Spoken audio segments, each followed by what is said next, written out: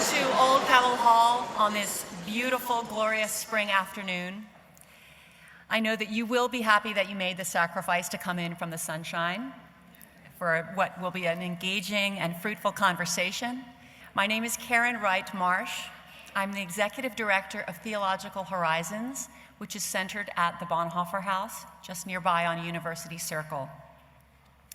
On this, the 25th anniversary of Theological Horizons, it is my extraordinary pleasure to welcome you to the 2015 CAPS Lecture in Christian Theology with renowned author Philip Yancey. The CAPS Lecture in Christian Theology is an annual event made possible through the great generosity of our friends Dr. and Mrs. W. Jerry Capps from Atlanta. And the CAPS Lecture Series provides a forum of public lectures for prominent theologians and scholars of religion from the United States and abroad to address issues of faith, meaning, and public life. We bring you today's lecture in partnership with the Project on Lived Theology in the Department of Religious Studies at the University of Virginia, and my thanks go to the director of the project, Professor Charles Marsh. I also welcome you on behalf of the Virginia Festival of the Book, which is of which this lecture is a part, and the festival, the Commission for the Humanities. I'm going to ask you to take a moment to silence your cell phones, but while you do that, you can tweet about this event at hashtag VABook2015.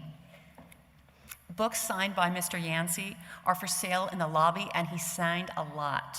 So thanks to you for that. I hope you'll also stop by the information table from Theological Horizons and find out a bit about the work that we do. So it is my great pleasure to introduce to you the 2015 CAPS lecturer, Philip Yancey.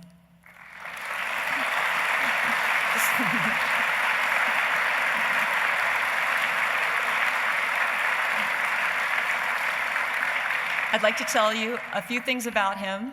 His title today is Two Themes That Haunt Me, Suffering and Grace. And here at the University of Virginia, we revere the spirit of inquiry, don't we? Students are pushed to challenge commonly held assumptions. Our scholars and researchers penetrate the surface of things to search for deeper dimensions. Throughout this year of tragedy and violence at the university, even this very week, our questions have gone far beyond the academic as we have struggled to reckon with our shattered views of ourselves, our community, and our academical traditions. Philip Yancey is a lifetime journalist and an editor-at-large at Christianity Today magazine. He joins us on this hallowed lawn today as one who is always asking questions, questions that we polite UVA folks might not even dare to ask. So simply look at the title of some of his books. Where is God when it hurts? What good is God? In search of a faith that matters. What's so amazing about grace? Prayer, does it make any difference? Reaching for the invisible God, what can we expect to find? Church, why bother? My personal pilgrimage. Rumors of another world, what are we missing? These are raw and searching questions, the questions of a pilgrim who is still on the way. Philip Yancey gives us permission to doubt, to rage, and then he invites us all into a daring, thoughtful, honest faith, a faith that makes a difference in the world for our university, for our own lives, even where they are in pain. So it's no wonder that Mr. Yancey has more than 15 million books in print, is published in 35 languages worldwide, and has garnered 13 gold medallion awards. Philip and his wife have very kindly traveled from the beautiful foothills of Colorado to be here with us today. And so it is with great gratitude and delight that I give you Philip Yancey as this year's distinguished CAPS lecturer. Welcome to Charlottesville, Philip.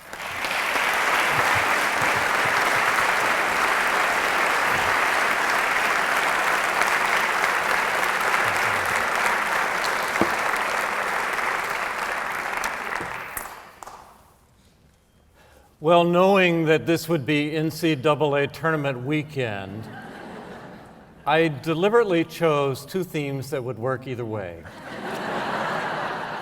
And I must confess I'll be spending more time on suffering than on grace tonight. But I chose these two themes because the church often gets them wrong. It tries to control them, it tries to package them, and in the process it does some inestimable harm. As a writer, and then also as a Christian in recovery, as I joke, from a toxic church, I've spent my career tackling these two questions. For 40 years I've been writing, and it seems like no matter what I start writing about, I end up writing about either suffering or grace. And for 40 years I've been going over my faith, picking up stones, cleaning them off, trying to figure out what is worth keeping and what is worth setting aside. First one is suffering.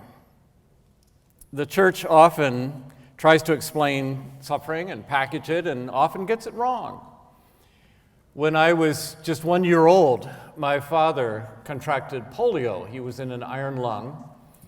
And a series of well-meaning Christians gathered around him and prayed and finally decided that it would be God's will that he be healed. So against all the doctor's advice, they removed him from the iron lung, and a little over a week later he died.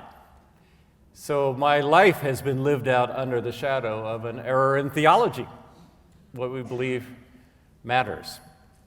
Later, I became a journalist, and as I interviewed people, especially those who had gone through tragedy, again and again they would tell me what I was going through was bad enough, but the church made it worse. People would come in with their various theories of why this terrible thing had happened. Some would say, well, you must have done something terribly wrong for God to punish you like this. And the next person would come in and say, no, it wasn't God, it's the devil. The next person would come in and say, no, it's not the devil, it's God, but he's not punishing you. God has chosen you to be an example of how to suffer to others. And I just wanted to get well, they told me. The church made it worse. Sometimes well-intentioned things that we say make it worse. To those who have lost a child, God just wanted a little flower in heaven, doesn't do much. Well, at least you have another child at home, that doesn't do it either. And even some things that people quote from the Bible, God doesn't put on you more than you can bear. All things work together for good. Those well-intentioned phrases at the wrong time can do more harm than good. I remember a movie starring Kevin Costner called The War, in which a young boy's father dies and they try to explain to him, well, God needed your father in heaven. And there's a poignant scene of the little boy shaking his fist saying, yeah, but I need him more than you do. And that's how we often feel when tragedy strikes. I hear from those raised in predominantly Catholic countries in places like the Philippines and Latin America who tell me that their faith can often be mildly masochistic with their obsession with suffering, so that they end up doing things like flagellating themselves as part of an act of worship. I hear from Protestants who tell me about a severe Calvinism that tries to get them to accept as God's will every little thing that happens, no matter how awful it is. So what response do we have but rejection or protest? Rejection is pretty common, and I'm sure especially all of you students have come across it and probably read it since you've been here at the University of Virginia. Any thinking person eventually tries to put together some of the bad things that happen in this world with the theory of a loving and a powerful God. How can we reconcile these things? The most recent case I came across was a column by Sally Quinn. Sally Quinn is an atheist, she says. Ironically, that qualified her to be the religion editor for the Washington Post. How did she get that job, you may wonder? Well, for starters, she was married to Ben Bradley, the executive editor. And in this recent column, she described a discussion with her son on whether there is a God or not. She was shocked to discover her son was not an atheist, and she reviewed the reasons she was. Her own father had been in the armed forces in the liberation of Dachau, and he described what it was like to move thousands of corpses killed by the Nazis. And after describing those scenes, he said, "I could never believe in a loving God." Later, he was in the armed forces in Korea. When she was a little girl, she was sick. She was put in a hospital for 8 months, surrounded by wounded and maimed soldiers that were fighting in the Korean conflict. And each time she asked herself, how could God possibly allow this? And then she had children of her own, and one son faced heart surgery, and to her surprise, she found herself praying. What else could I do? She said. So we're all stuck in this dilemma of trying to reconcile bad things that happen on this earth with a belief in a loving God, and yet when it happens to us, wanting to turn to that belief, to fall back on. Some reject, many do. Some protest, even firm believers. One of my favorite authors, Frederick Buechner, says it this way: I am not the Almighty God, but if I were, maybe I would in mercy either heal the unutterable pain of the world, or in mercy kick the world to pieces in its pain. I take comfort in the fact that the Bible itself includes such words of protest. When I'm around college students, especially philosophy majors, I tell them, I challenge you to find a single argument against God in the new atheists, people like Christopher Hitchens, Richard Dawkins, Sam Harris, or in the older atheists, Voltaire, Bertrand Russell, David Hume. I challenge you to find a single argument in their writings that is not already included in the Bible. Psalms, Ecclesiastes, Lamentations, Habakkuk. I have respect for a God who not only allows us to protest, but actually gives us the words that we could use. Elie Wiesel, the Nobel Prize-winning author, writes of his time in Auschwitz. Inside the kingdom of night, I witnessed a strange trial. 3 rabbis, all erudite and pious men, decided one winter evening to indict God for allowing God's children to be massacred. I remember, I was there, and I felt like crying. But nobody cried. Later, he published a play, The Trial of God, it's called, and in the introduction to that play, Robert McAfee Brown elaborates. The trial lasted several nights. Witnesses were heard, evidence was gathered, conclusions were drawn, all of which issued finally in a unanimous verdict. The Lord God Almighty, creator of heaven and earth, was found guilty of crimes against creation and humankind. And then, after what Wiesel describes as an infinity of silence, the Talmudic scholar looked at the sky and said, "It's time for evening prayers." And the members of the tribunal recited Mavri, the evening service. The rabbis concluded, God is guilty and God owes us something. And that's something we all sense, at least an explanation for some of the things that happen on this planet. Yet no explanation satisfies. God knows I've tried. Karen read some of the book titles, Disappointment with God, Where is God When It Hurts? I've lived in that kingdom of night. Not to mention a book I tried called The Gift of Pain. There's a hard sell. It was originally called the gift Nobody Wants, but it became the book that nobody wants. So the publisher reissued it under a new title. And I found that you may shed light on pain as a protective system that has value in a world full of danger, but you can't explain the unfairness, the random distribution, the the times when it overwhelms and swallows up everything else going on. A nurse told me I don't believe in God, and I can summarize why in 2 words: pediatric oncology. Every religion has to address this question. We're not alone, those of us who identify as Christians. Islam deals with it with a more submissive feeling. Everything is God's will. We must simply accept it, which has echoes in hyper-Calvinism in Christianity as well. Buddhism is very realistic. It starts out by saying life is suffering. And for Buddhists, the conundrum is a little bit easier because they do not believe in a loving personal God who governs the universe. Life is what it is. Embrace suffering, the Buddhists say. Hinduism offers by far the most rational explanation in karma. Everything has a cause. And those of us who suffer are simply living out things that occurred in a prior existence. It may take as many as 8 million reincarnations, Hindu scholars say, to work all of that out. And I've spent time in India, and I've run up against people in upper castes who actually resist charity because they feel that caring for outcasts keeps them from progressing. And if you help them, you hurt them by the law of karma.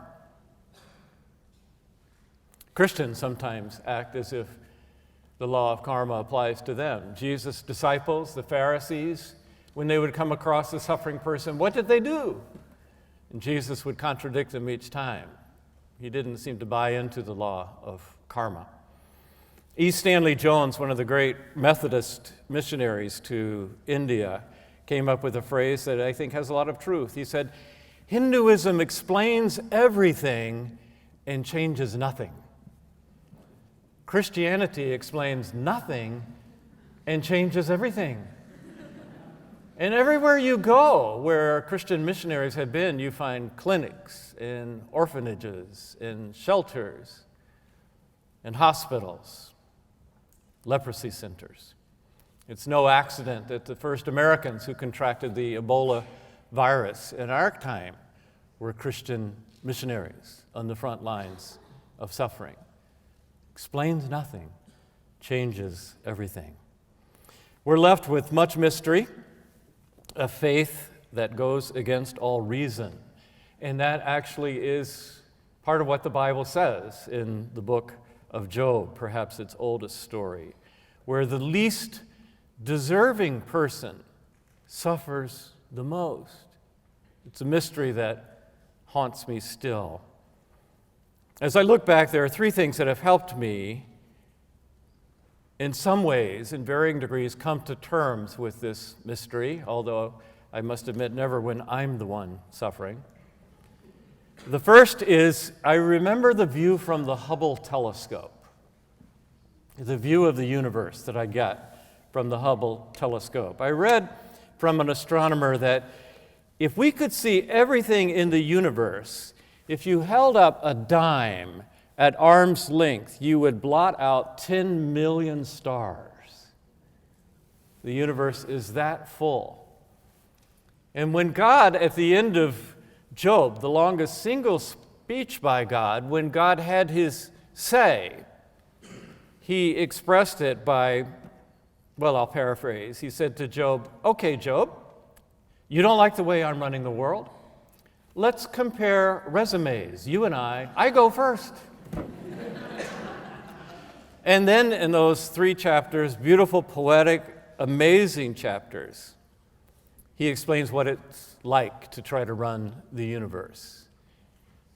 Again, to quote Frederick Buechner, God doesn't explain, he explodes. He asks Job who he thinks he is anyway.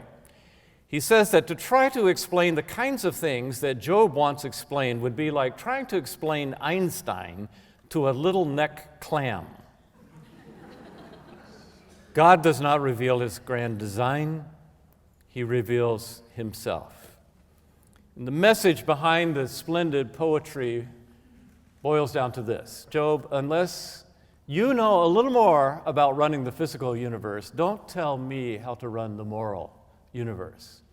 And somehow that explanation or non-explanation proved effective to Job, who responded, I repent in dust and ashes. I spoke of things I could not possibly understand. I can't even run my little corner of the planet, much less a universe so large that a dime blots out 10 million stars.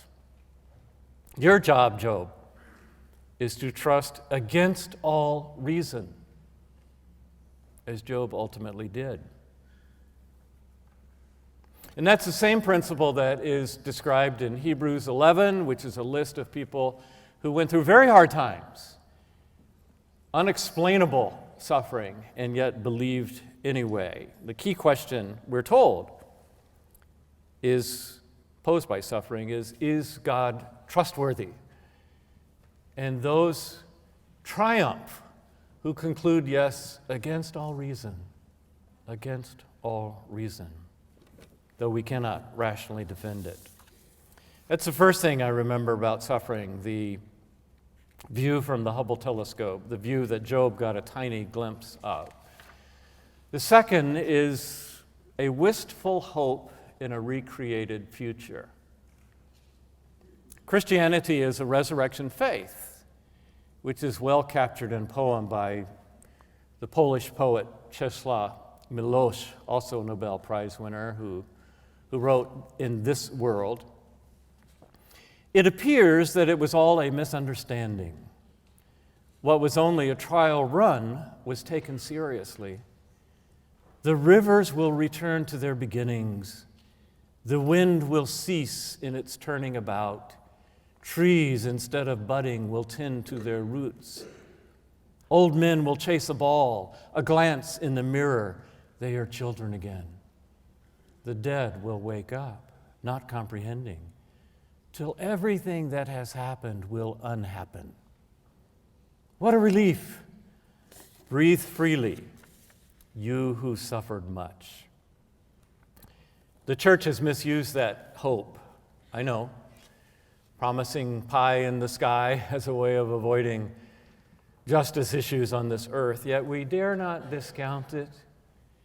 Remember the slave spirituals, probably sung by the slaves who were building some of the buildings we're in the midst of right now. They sang in code, and maybe one of the former CAPS lecturers, Albert Rabateau, explained that. They talked about yearning for Canaan land, Beulah land, crossing the Jordan, when what they were really saying was, I want to go north. I want to get out of Dixie. But if I don't make it, if I spend my miserable life in chains on a rice plantation in South Carolina or a tobacco farm in Virginia, I better hope there's something better someday. God owes us something, as the rabbis concluded in Auschwitz. Martin Luther King Jr. said about injustice, how long? Not long, because the arm of the moral universe is long, but it bends toward justice. God can be trusted, he concluded, against all evidence, all reason, and that future reckoning is the only possible answer to the rabbi's lament that God owes us something. Because of the things I write, I've been called to speak on suffering to places of very deep suffering. Virginia Tech, just after the shootings there. Japan, shortly after the tsunami that killed 20,000 people. Mumbai, India, where we happened to be the night of the Taj Mahal hotel bombings and shootings. By far the hardest was the smallest in terms of scale, and that was Newtown, Connecticut in 2012 after the Sandy Hook shootings. There were many questions swirling around in the hearts and minds of parents and teachers and administrators and first responders and common citizens of Newtown, Connecticut. But there was one question that hung in the air more hauntingly, more poignantly than any other, than any question of theodicy or causation, and that was, for those who kissed their 6-year-old, 7-year-old children goodbye that morning and put them on a school bus and were called later that afternoon to a morgue to identify their bloody, bullet-ridden body, the question was, will I ever see my son or daughter again? That's all that mattered, not these other questions.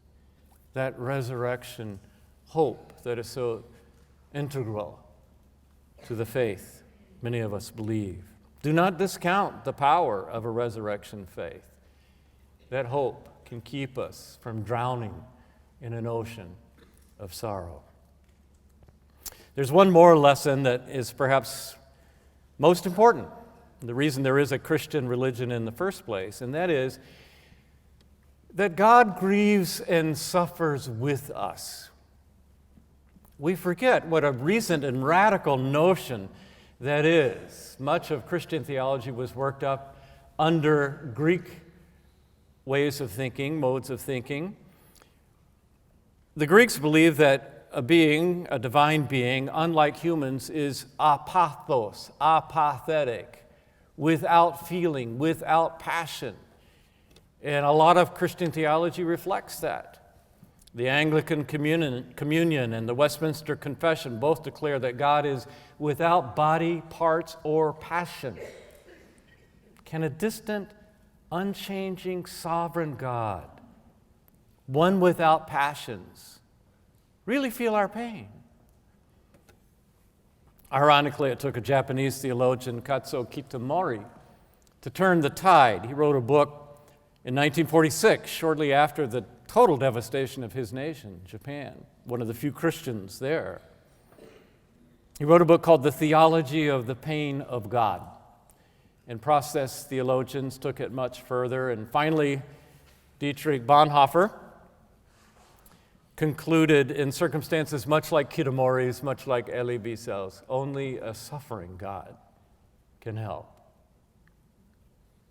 As it happens, Job prefigures Jesus, the person who deserves suffering least, who suffers the most. And I've concluded that if we're upset, if we're grieved by some of the things that happen on this planet, God far more so. Far more so. Jesus taught us to pray, God's will be done on earth as it is in heaven. Clearly, right now, that lands in the category of Jesus' unanswered prayers. God's will is not being done on earth as it is in heaven. Theologians have spilled much ink on how the death of a rabbi in the first century can possibly contribute to the world's restoration, and I'll leave the questions of the atonement to the theologians. I remember reading a book, however, by another CAPS lecturer, Jürgen Moltmann's The Crucified God. You may know his story. He was a young mathematician drafted as a teenager, 19 years old, into Hitler's army in the closing days of World War II. He was an atheist.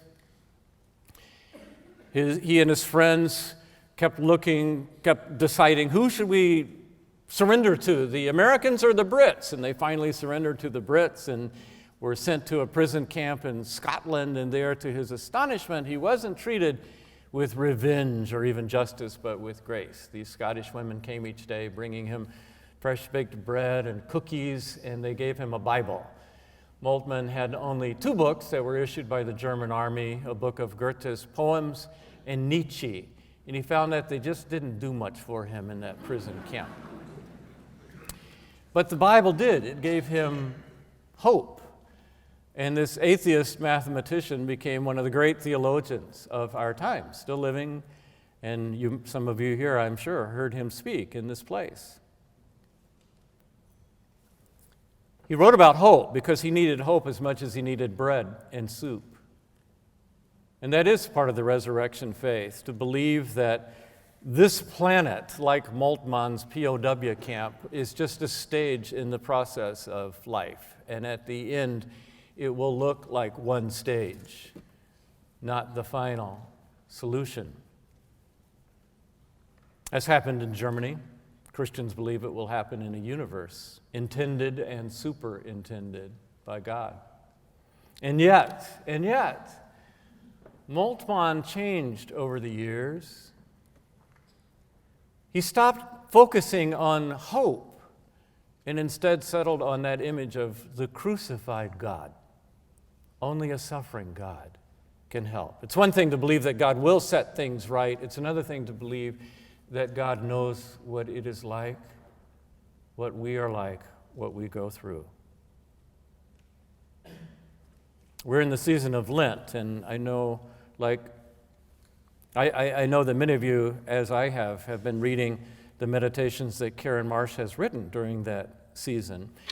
I was raised in Protestantism, and we used to scorn the crosses that were worn mostly by Catholics around us, especially those with the little image of a human being on it. Shouldn't Easter be our emphasis? Not the cross. But when you are the one suffering, it may be that the notion God knows what it is like means more even than the hope that nourishes you and helps you believe in the future. The trial of God has taken place, Christians believe, and God accepted the punishment. Dorothy Sayers, the combination theologian and murder mystery writer, which is a very good combination,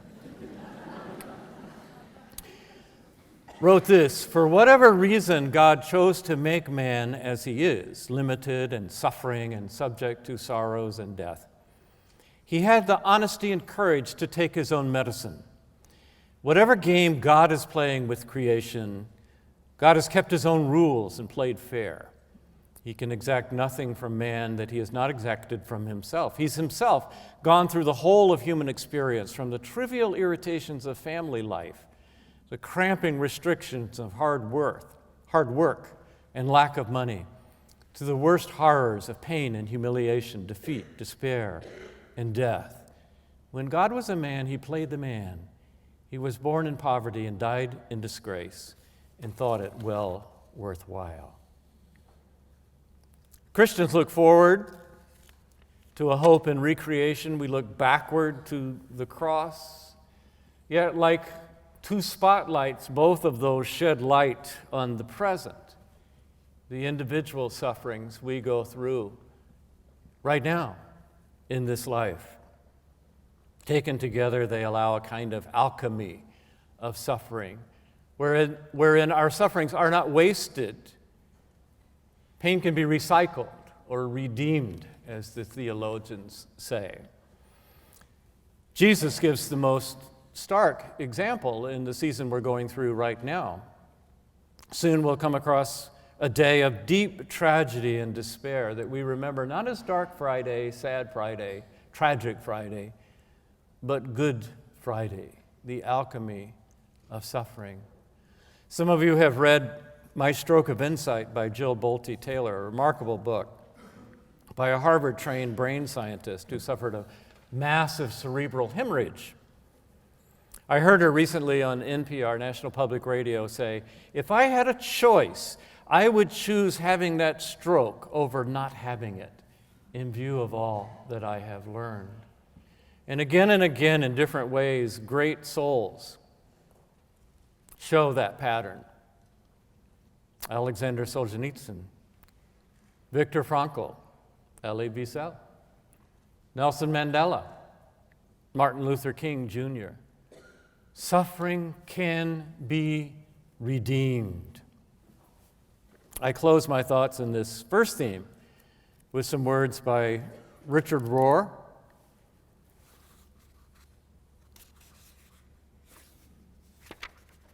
The crucifixion of the God-man is at the same moment the worst thing in human history and the best thing in human history. Human existence is neither perfectly consistent, as rational and control-needy people usually demand it be, nor is it incoherent chaos, what cynics, agnostics, and unaware people expect it to be. Instead, human life has a cruciform pattern. True life comes only through journeys of death and rebirth, wherein we learn who God is for us, letting go is the nature of all true spirituality and transformation, summed up in the mythic phrase, Christ is dying, Christ is risen, Christ will ever come again. Two themes, suffering and grace. Because of the University of Virginia loss, I have left less time on that second theme of grace. It's one that is brighter in every way, but it continues to haunt me. For one reason, because like the theme of suffering, it's something that the church often gets wrong. The church of my childhood certainly did. Legalism chased out every opportunity for joy, allowing no intrusions, no grace notes in a rather severe world. The church father Irenaeus once said, "The glory of God is a person fully alive." The church of my childhood presented a form of religion that could mostly be fulfilled by a person in a coma. Hence, unable to go to movies, dance, smoke, or drink. Exclusivity gave us reason to judge all who thought differently as those outside the pale.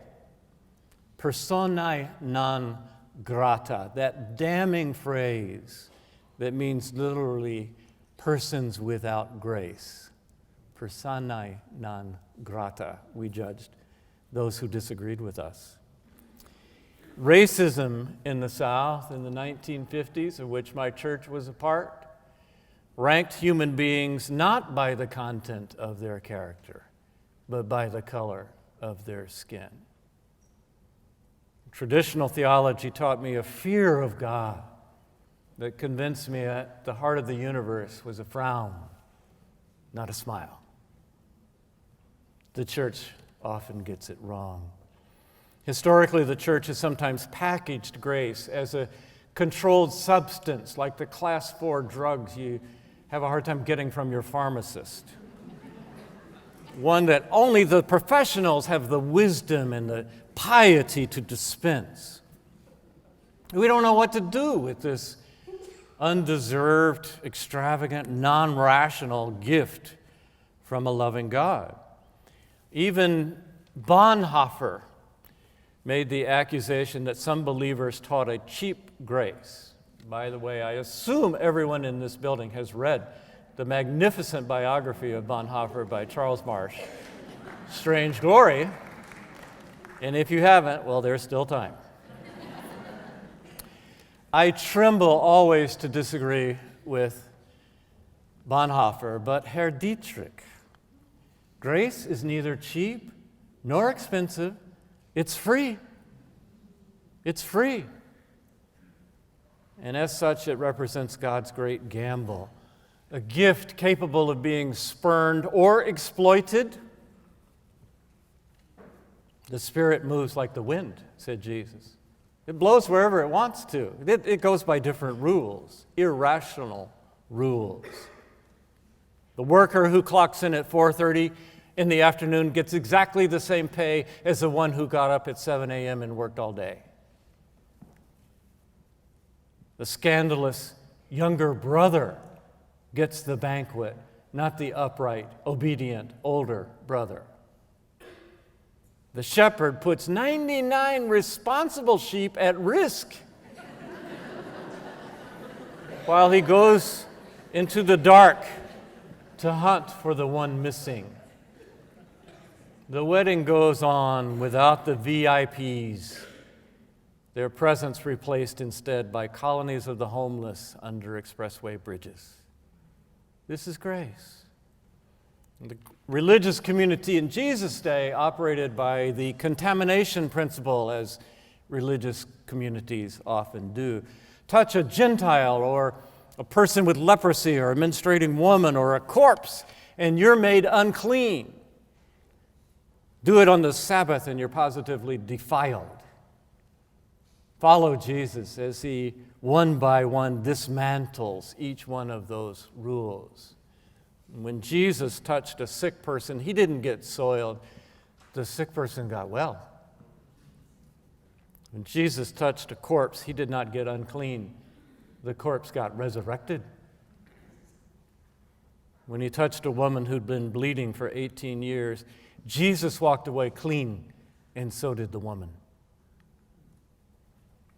I don't know if you know the name René Girard of Stanford University.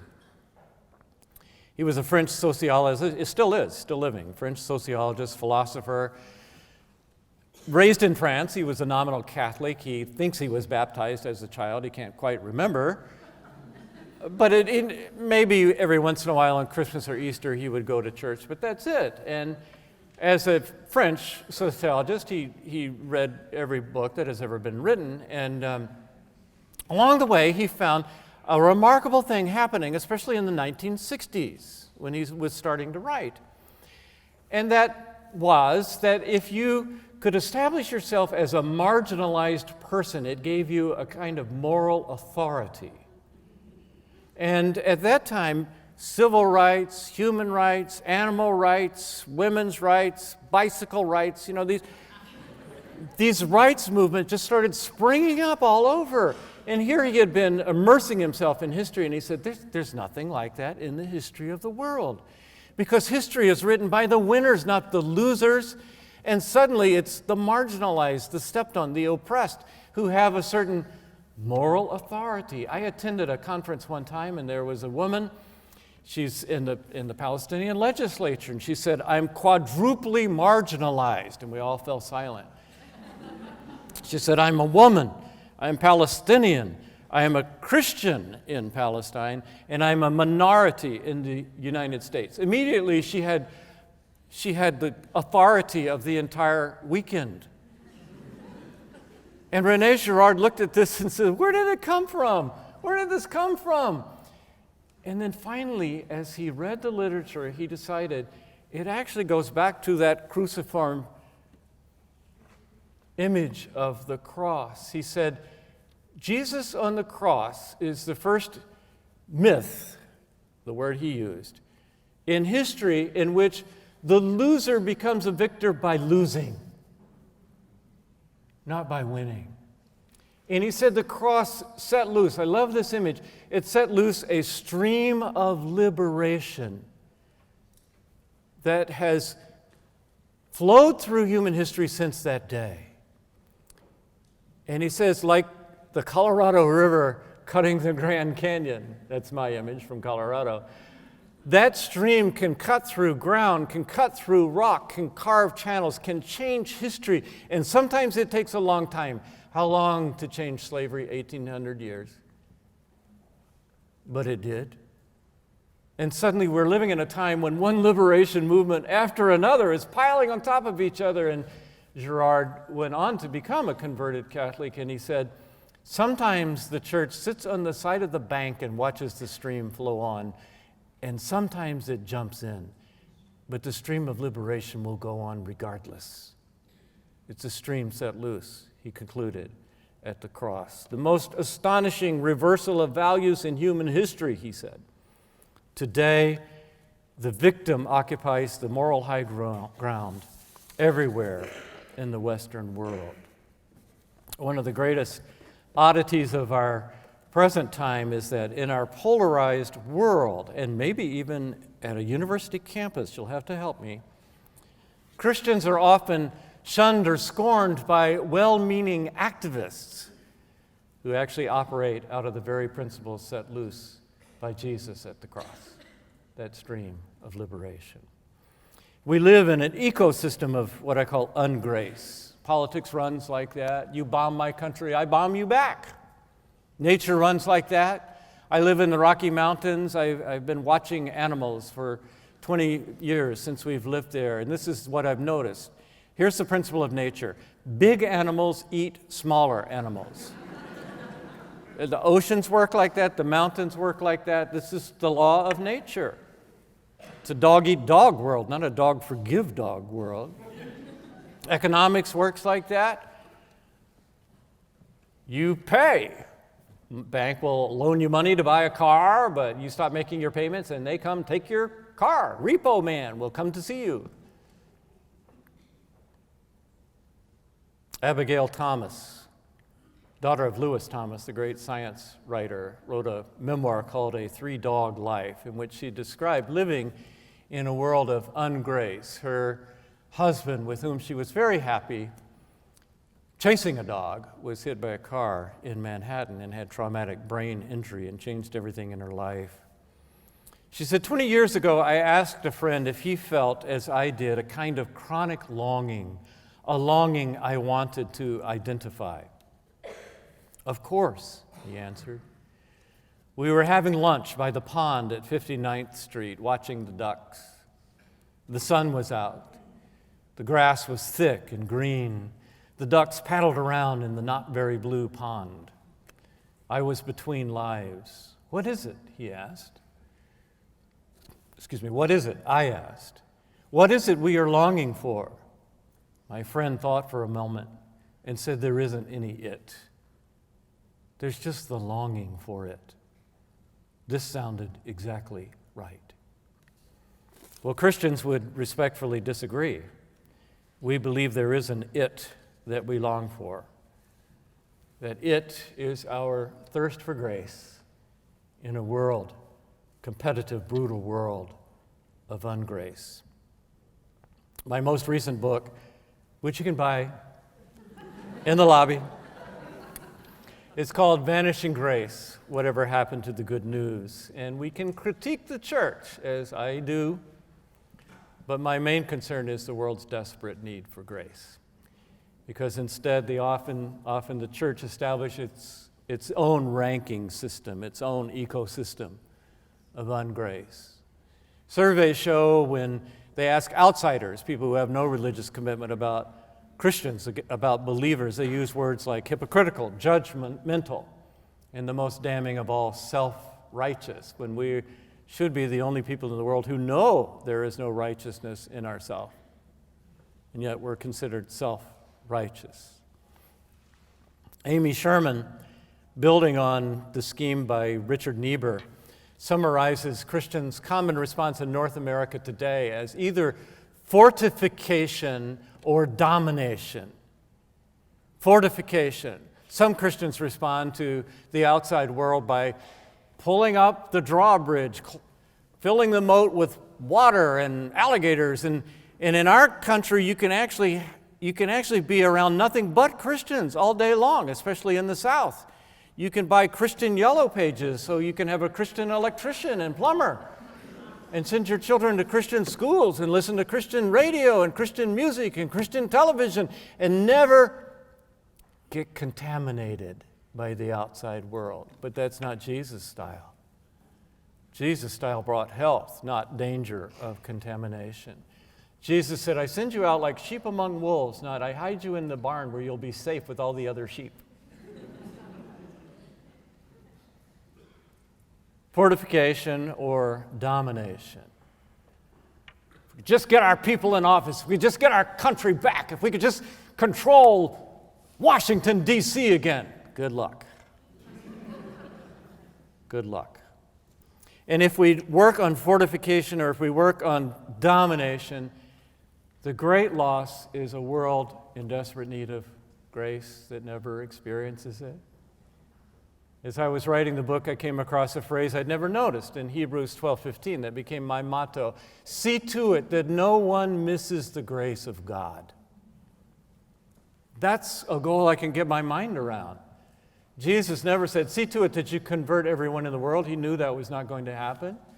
He never said, see to it that you clean up, in his case, the Roman Empire, our case, the United States of America. That's not going to happen. He spent no time giving instructions on that. But he did say, see to it that no one misses the grace of God. To quote Jürgen Moltmann again, the church is where Christ is. The manifest church comprises those people who follow Jesus and embrace the gospel. But Christ is also in the place where the poor, the hungry, the sick, the prisoners are to be found.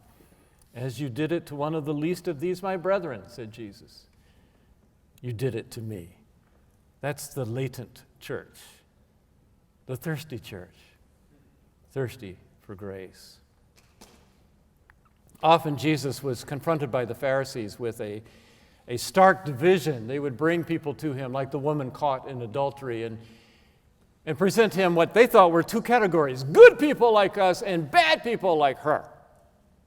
And Jesus would look at that same scene and see two kinds of people: people in need of grace who denied it, often the most religious, and people in need of grace who admitted it, often the most outcast. Those are the two categories. We are all in need of grace. Some admit it, some do not. It's a free gift. But to receive a gift, you have to have open hands. Otherwise, the gift falls to the ground unreceived. And sadly, that often happened in Jesus' day to the very people who were most like you would expect him to be. We're called to establish pioneer settlements of the kingdom of God, to show a different way of being human, a way that operates by different rules, upside-down rules, the rules of grace. I was speaking on prayer in my church in Colorado, and unbeknownst to me, a colonel from the Army base in Colorado Springs drove an hour and a half to hear me speak. And at that time, the one command about prayer that troubled me the most was, love your enemies, pray for those who persecute you. And I was wrestling through that, and I asked the congregation, who are my enemies? Well, I brought some pictures, and I flashed some of Donald Rumsfeld's playing cards of Al-Qaeda terrorists, 12 Al-Qaeda terrorists. I said, these are our enemies. They're trying to kill us. Even right now, they may be assembling IED bombs. What should we do? Well, what would happen if every church in America adopted one of these guys, learned to pronounce his name, and prayed for him? Didn't Jesus tell us to do that? Well, this colonel who had driven up from Colorado Springs took that quite seriously. He went back and formed a website. You can go on it and check it out, called atfp.org, adoptaterroristforprayer.org. He's still in the Army, and he has to use a pseudonym for the website. He doesn't want his superior to find out. But you can read the responses. That's the craziest idea. You Christians are so stupid. These people are trying to kill us. Pray for them. We ought to kill them. On and on and on, with a lot of profanity in between. Why would Jesus ask us to do something so stupid, something so irrational? Well, Jesus explains that you may be children of your Father in heaven, who causes his sun to rise on the evil and the good, and sends rain on the righteous and on the unrighteous. The more we love and the more unlikely people we love, the more we resemble God, who after all loves ordinary people like us. The stream of grace flows on. It flowed when Nelson Mandela, released after 27 years in prison, stood before his nation, just elected president, and declared, we don't have time for revenge. We don't even have time for justice. We must show the world a new way. He quoted Gandhi, take the principle, eye for an eye, tooth for a tooth, to its logical conclusion, and eventually the whole world will be blind and toothless. And then he turned over the mission to a bishop, Desmond Tutu, the Truth and Reconciliation Commission. Grace flowed for Kelly Renee Gissendoner, the woman convicted of murder. She was scheduled for execution in Georgia. It was delayed again just 1 week ago, as the judges were trying to decide which lethal combination of drugs will be most humane. She found grace on death row. She began a lengthy correspondence with Jürgen Moltmann, over 30 letters in all, who visited her in prison. She earned a theology degree from Emory University, and Moltmann came into prison and gave the commencement address. If the state of Georgia has no mercy, he said, she has already received the mercy of heaven. Grace operates by a different set of rules. It flowed a few weeks ago as Congressman John Lewis the first marcher to be beaten unconscious after crossing the Edmund Pettus Bridge, reflected on what sustained those marchers from my home state of Georgia. He said, we were trained in nonviolent love, and he said, don't think that's some kind of mushy thing. I got my training directly from Martin Luther King Jr., who wrote this. To our most bitter opponents, we say, do to us what you will, and we shall continue to love you. We cannot in all good conscience obey your unjust laws because non-cooperation with evil is as much a moral obligation as is cooperation with good. Throw us in jail, and we shall still love you. Bomb our homes, threaten our children, and we shall still love you. Send your hooded perpetrators of violence into our community at the midnight hour and beat us and leave us half dead, and we shall still love you. But be you assured that we will wear you down by our capacity to suffer. One day we shall win freedom, but not only for ourselves. We shall so appeal to your heart and conscience that we shall win you in the process. And our victory will be a double victory. Grace, like suffering, goes against all reason. It's not the way the world operates. I've told inspiring stories with good outcomes, but the issues are vastly complicated. Can those 21 Coptic Christians in Libya who knelt in orange jumpsuits trust God, trust that God is trustworthy, when behind them stand black hooded members of ISIS with their raised swords? Can minorities in the United States trust God when they have a long history of oppression handed at them by the hands of those who claim to represent and follow God? Is the God who allows such suffering on earth worthy of trust? Is that thin, fragile gift of grace able to stand against our violent world? Is the power that is within me truly, as Jesus promised, greater than the power that is in the world? Both themes are wrapped in mystery. Both continue to haunt me and always will. I cling to them against all reason and pray that the church does as well, so that the gates of hell will not prevail against us. Thank you.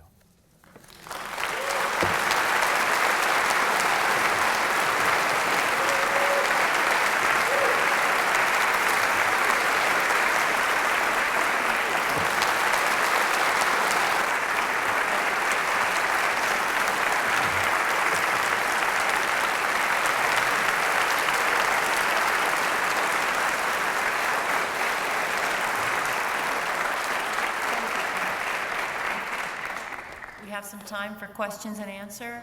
If you would like to come down with a question, we have a mic here and a mic there. You never know what kind of question you're going to get. I know there's a barrier. It's always hard to be the first one. And once I think I was in Singapore, actually, and we had an open question time like this.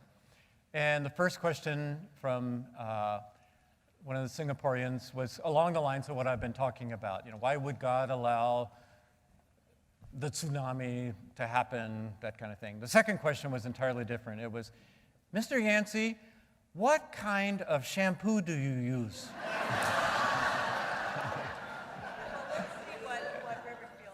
Well, all right, they did say the last shall be first, so I'll be first. All right. But anyway, I do want to thank you very much for your presentation. It seems the Buddhists did say, though, there's a cessation to suffering, which means, of course, we can come really to joy, as you talked about in grace. Yeah. But I noticed you talked a great deal about God and Jesus. Yes. And you didn't seem to say anything about the Spirit, the Holy Spirit. Christians sort of advocate that there's three in one, God, the Father, and the Spirit. And the Spirit plays a very important role, particularly as it relates to grace. And so I just wonder, could you elaborate on that so as I deal with grace, I won't lose my connection with the Spirit? Okay, great. Yes, the Trinity in 90 seconds. And forgive me, whenever, well, you're absolutely right. I gave one sentence about Buddhism, and of course I distort when I do that. And if I try to talk about the Trinity, forgive me, those of you who are theologians, but when I read the narrative of the Bible particularly, it looks to me almost like a three-act play that only makes sense from the end looking backwards. The first act is mostly dominated by what we call God the Father. This is the powerful image, the scary image of God that the Jews were afraid of, that you could never touch, you could never meet such a God. Whenever he appeared, there were usually smoke and fire and thunder, and very few people could stand before such a God. The second person of the Trinity is Jesus. We Christians believe that massive Hubble telescope kind of God became very small and actually became a human being, as I described. The third member of the Trinity, as you say, is the Spirit. And for me, it's Jesus setting loose that stream of liberation, saying, I'm turning it over to you. Jesus did great things. I described some of the miracles that I believe happened, but Jesus wasn't around that long. He affected a small, tiny little corner of the world with a few dozen miracles that we know of and a few thousand people. And yet he said, when I leave, it's for your good that I'm going away, and you will do greater things than these. So I'm leaving, but I'm not really leaving, I'm giving you the Spirit. And the third act of the play is the act we're in right now, where God lives in us, not just confined in a human being named Jesus, but God lives in us and asks us to go out and show the world what that new community looks like. And that includes fighting for justice, it includes loving, it includes the things that I talk about, it includes bringing grace to the world. Because the fact is, the only way most people in the world will have any idea of what grace is if they see it demonstrated in flesh by another human being. And that's what we Christians, filled with the Spirit, are called to do. Thank you. Thank you for that. Jordan, you have a question? So my question is, what should a Christian's first response be to a dear atheist friend whose sole objection to faith is, how could a loving God allow suffering?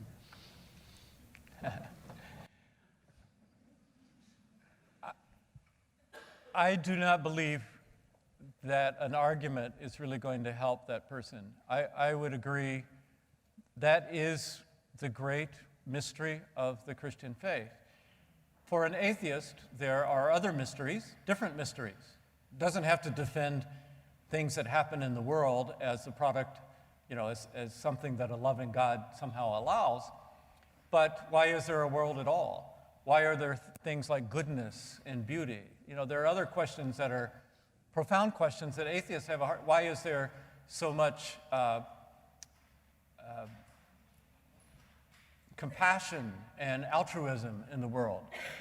Atheists do defend that, but they do so under strain, as Christians defend a loving God under strain.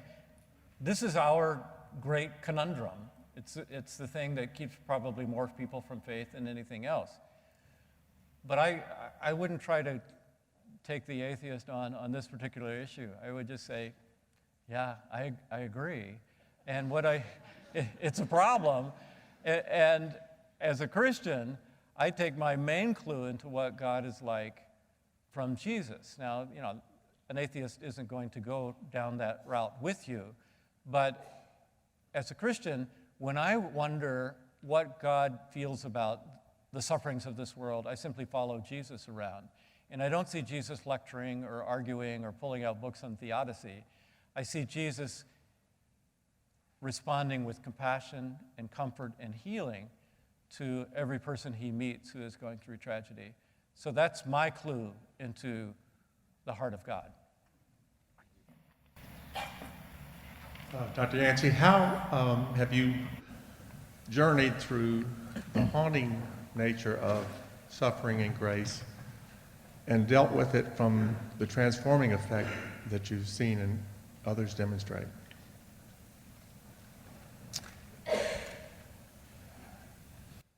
Well, the transforming effect makes it a little less haunting for me, I must say. For me, it's a matter of direction. If you go back to some of the stories in the Gospels, when Jesus encountered a person who was suffering, there was a man born blind, for example, in John 9, and the disciples wanted to know, why is this man blind?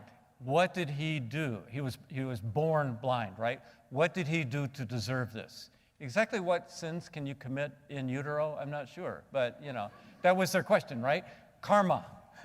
And Jesus would consistently deny that and say, well, actually, the works of God can be made manifest in him. And that's a principle that I see that applies either in the case of miraculous healing, which is very rare, or in the case of someone who lives with a disability the rest of their life, and that alchemy of suffering can enter in. So what I learned from that scene is it's so tempting to kind of look backwards. Why did this happen? What caused it? And frankly, I don't think the Bible gives us an answer. The one time when God had a great opportunity to give an answer in the book of Job, he didn't even address the question. And that's telling to me. Instead, when suffering happens, the Bible always looks forward. Can something good be made from it? Can it be redeemed? Can it be recycled? And I fill my books with people who impress me, and I mentioned some of them tonight. Viktor Frankl is a good example, not a Christian, but a faithful Jew, where even the worst thing that can possibly happen can somehow turn into good. And that's the emphasis I see in the Bible. And Paul, Peter, they were writing to people who were going through some of the same kind of tortures and stuff going on in the Middle East right now. And they didn't say, if you pray hard enough, these things won't happen. They never said that. But they would say, despite the fact that they have happened, some good can come. And they'd spell it out: patience, hope, perseverance. They spell out the alchemy of suffering. Good can be made out of it. Yeah. Sorry. Thank you, Mr. Yancey. I really loved your distinction between fortification and domination. My question is, as the American landscape changes, where white people are becoming a minority in this country, the predominantly white church is becoming a minority, as other religions grow in this country, as other political views grow in this country, as America truly becomes much more diverse, how do you see Christians and the church gracefully interacting in this new America that our parents and grandparents did not experience quite as much? A lot of Christians are alarmed by that. I'm actually looking forward to that, because the more we move down that direction, the closer we are to what happened when Jesus and Paul started the church in the Roman Empire. Talk about a small minority with the odds against it and living in a hostile, broader culture. It was a very hostile culture. And here's this small knot of Christians, and values that Christians get concerned about here. We play NFL football, bash each other's heads. The Romans would pay money to watch each other murder on Sunday afternoon. We have abortion, a moral issue that Christians are concerned about. In those days, they didn't have abortion. They practiced birth control primarily by the abandonment of infants. They would let the child be born, 9 months, full term, no question about when human life began, and just abandon it by the side of the road so the wild animals could eat it. And on and on. And the early Christians responded not by saying, let's see, we should vote Nero out of office. They didn't have a vote, Domination wasn't an option. They responded by saying, you don't have to live this way. There's another way to live. So if you read Rodney Stark's books, The Triumph of Christianity, The Rise of Christianity, he's a sociologist at Baylor, he painstakingly points out exactly why Christianity spread in the Roman Empire. Because in those days when bubonic plague was a big problem, would hit a town, the Romans would all run away so they didn't get sick. The Christians would stay behind and nurse not only their own, but their pagan neighbors. And when the Romans would abandon the infants, the Christians wouldn't necessarily go and protest. They would just adopt the babies, bring them in, have platoons of wet nurses to keep them alive, and then adopt them into their families. And after a while, the Romans are watching this, and they said, I like the way they live better than the way I live. And I think that's what we are called to do, and especially if the society around us grows increasingly distant, secular, hostile even, it gives us a better opportunity to stand out in contrast. I grew up in the 1950s. Everybody went to church. You go to a grocery store, and the cashier who doesn't even know you says, what church y'all go to, honey child? We haven't even said hello, you know? That's not true anymore. And I think it's probably a good thing that it's not true. I think the only people who should be in church are people who really believe and care and want to change the world along the lines that Jesus said, to create a new creation, a new community that stands out in great contrast against the surrounding culture. And the more the U.S. drifts from that mythical ideal of Christian America, which is a myth, if you're one of the minorities, if you're one of these, you know, is a myth, the more opportunity we have to stand out in contrast as a new community. So it doesn't worry me.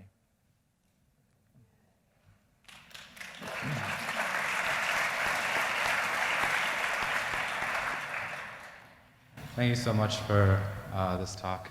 It was quite a comprehensive tour of suffering. My question is, in the Catholic tradition, we have this idea that faith never involves a sacrifice of the intellect. And it would seem to me that hope, faith, and love all rest on this idea that humanity will be resurrected, that we will have eternal life. So is there a good reason to believe that we will live again?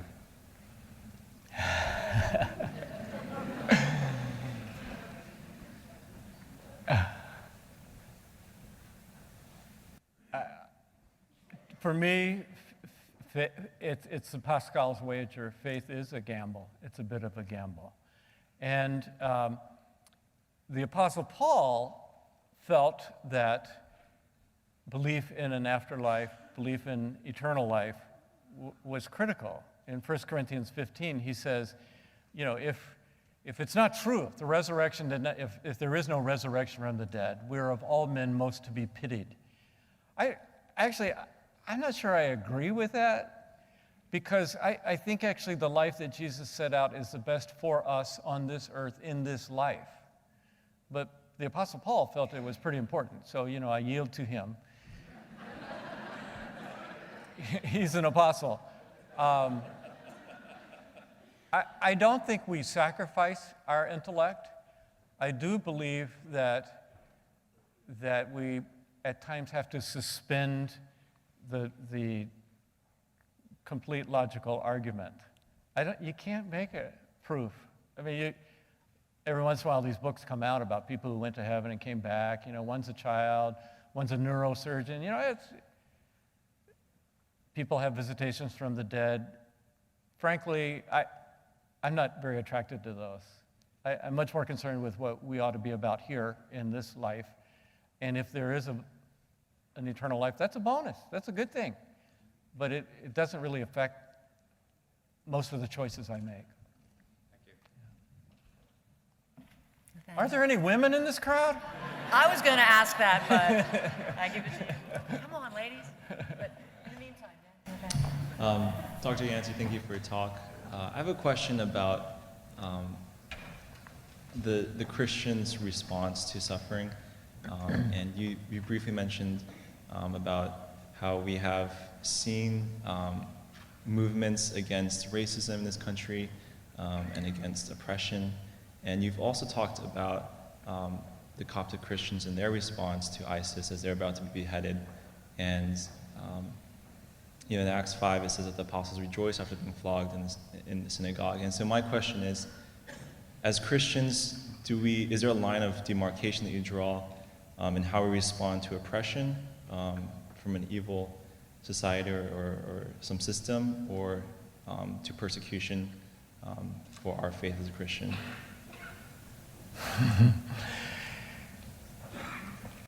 I hesitate to make sweeping judgments that apply in every case. There's that famous phrase from Tertullian, the blood of the martyrs is the seed of the church. Well, sometimes the blood of the martyrs is the death of the church. It has happened in countries. Japan is a case where martyrdom almost completely destroyed the church, and it really never took off after that. So there are times when evil must be opposed, for sure. But in the case of the Coptic Christians, what choice did they have? And I have read some meditations by Middle Eastern Christians who say, just look at the photos, because evidently the Coptics who were martyred were peaceful. They were not protesting. I mean, they're chained. They couldn't escape. And yet they were looking heavenward even as they were killed, whereas the captors are masked and wearing hoods and all that. It's quite a striking contrast. And actually that event has had a remarkable effect on the reputation of Christians in Egypt. They are a minority, maybe 10% of the population, and they've often had a difficult relationship with the Muslim majority. But in this case, the Muslims have really banded together behind the Christians, and that has been used for good. Just as the guy I mentioned, the colonel who formed atfp.org, in response to one of the letters, he said, okay, let's think back to a martyr, Stephen, in the book of Acts. And as he was being killed, he prayed for his persecutors, just as Jesus had. Father, forgive them, for they don't know what they're doing. Stephen prayed a very similar prayer. And Thomas Roos raised the question, the colonel raised the question, what if he had not done that? Standing in that audience, helping one of the torturers, one of the oppressors, was a young man named Saul, who was on their side. And somehow that scene sank deep into the man who became the Apostle Paul. And that could have been a major part of his own turnaround and his own commitment. If you're asking me, should we use force to oppose the kind of thing happening with ISIS? Christians disagree. I would say yes. Yes, we have to. Sometimes force used judiciously is necessary to restrain evil and brutality. Christians do disagree, but my own conclusion is yes. In the case of the Coptic Christians, they didn't really have that choice. Their only choice was, how do I respond? In fear and terror, which would be our natural response, or with calmness and peace, which they evidently demonstrated. So I resonated also, with your comments on fortification and domination, because those seem really easy as Christians. And so I'm personally challenged, and even as I look around this room, I find we're a pretty homogeneous audience, and a lot of my friends, my social circles tend to be people that think like me. What does that look like practically to move into the middle, not fortify, not dominate? Practically, what should we do? Did I tell you there's a book on sale in the law? That's why I wrote the book Vanishing Grace, actually, because I'm a journalist and I'm a writer. I sit in my office all day writing words. The only way I can tell anybody what to do is to go out and find some people who are doing it and write up their stories and try to demonstrate what it looks like in actual life. And there are great stories. My favorite one, I was in Toronto, Canada, and we were talking about ways that we can dispense grace. That's a phrase I use to the people around us. And I asked them, have any of you found some situations where you are able to dispense grace in an unexpected way? This one shy little woman raised her hand in the back and said, yes, Mr. Yancey, I feel that I am called to minister to telephone solicitors.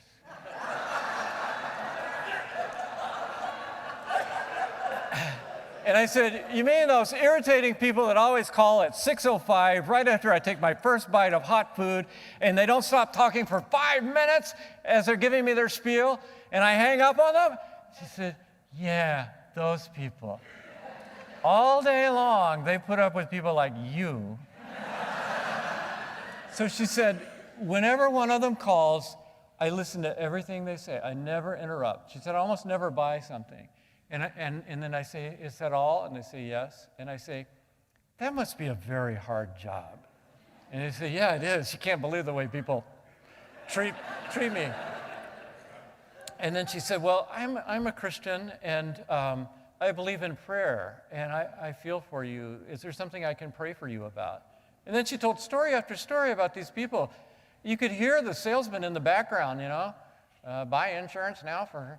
And she's praying with them, and they're breaking down and telling about their son in jail and on drugs and, the divorce coming up. And that's just one example. But back to the slogan, see to it that no one misses the grace of God.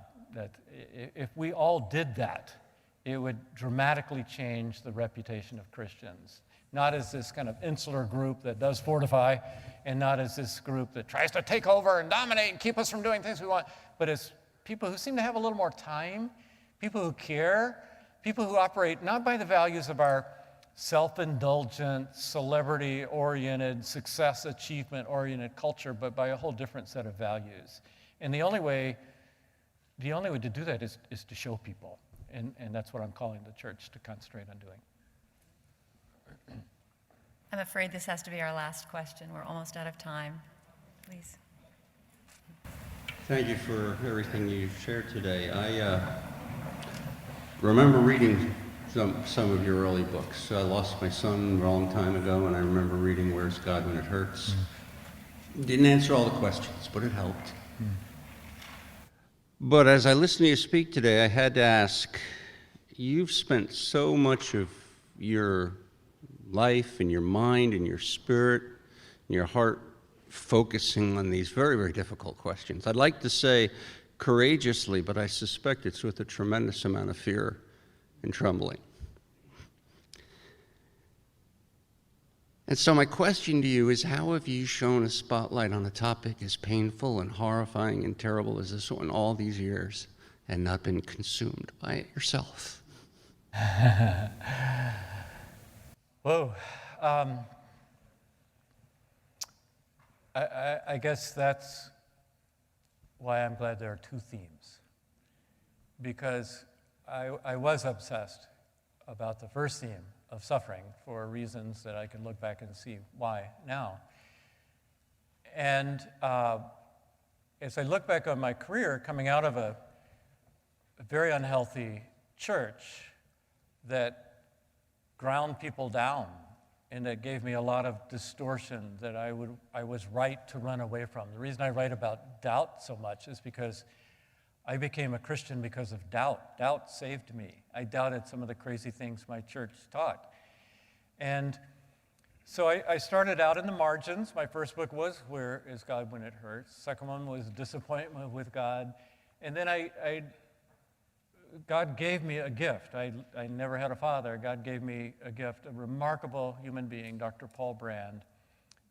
I've interviewed many people over the years. He was the wisest and brightest person I've ever been around, and I spent 10 years with him writing his story. He was this brilliant orthopedic surgeon who spent his life among the lowest people on the entire planet. I guarantee you there's no one anywhere in the world lower than a Dalit, an untouchable in India who has leprosy. That's as low as it gets. These people who have been kicked out of their house, literally with their feet, where no one would even touch them, no one would treat them. He was one orthopedic surgeon in the entire world with 12 million people with leprosy.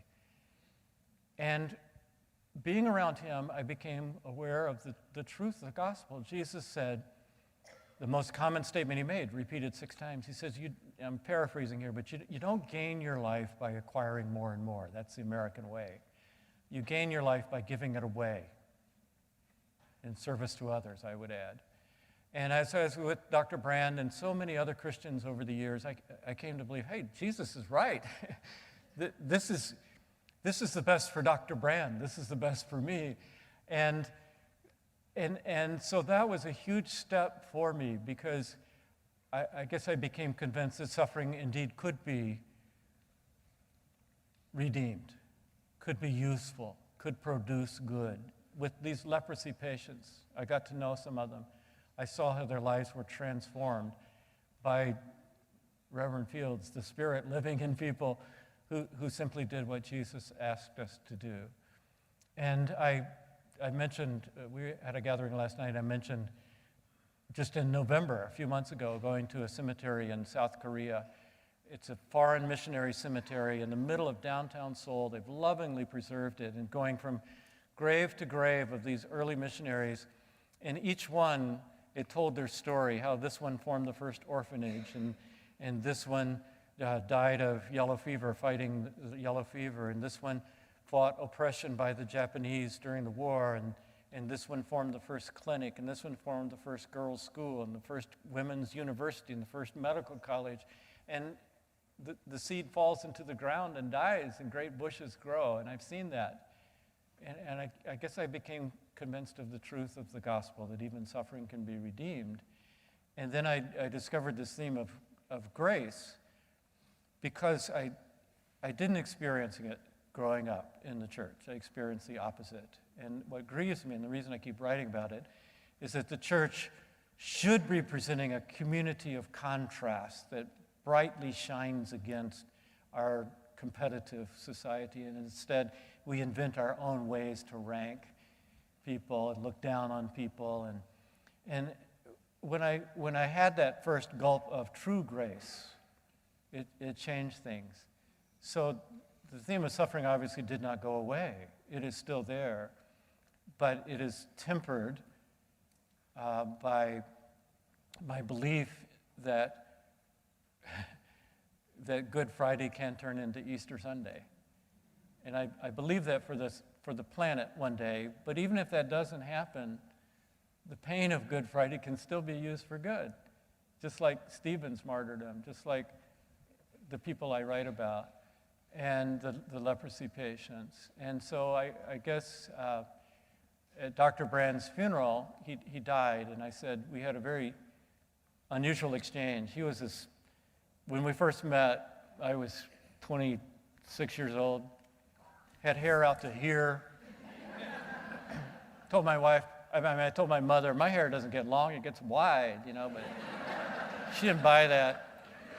And here was this distinguished, silver-haired, British, reserved surgeon, Mutt and Jeff combination. And then he became my father in a lot of ways. And at his funeral, I said we had an unusual exchange.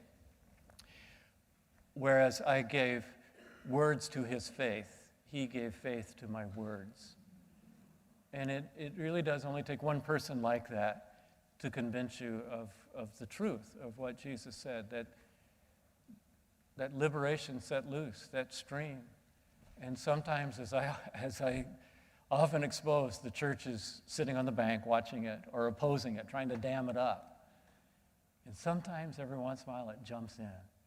But the stream, as I see it, goes back to Jesus, goes back to the cross. And my goal is to somehow stay in that stream.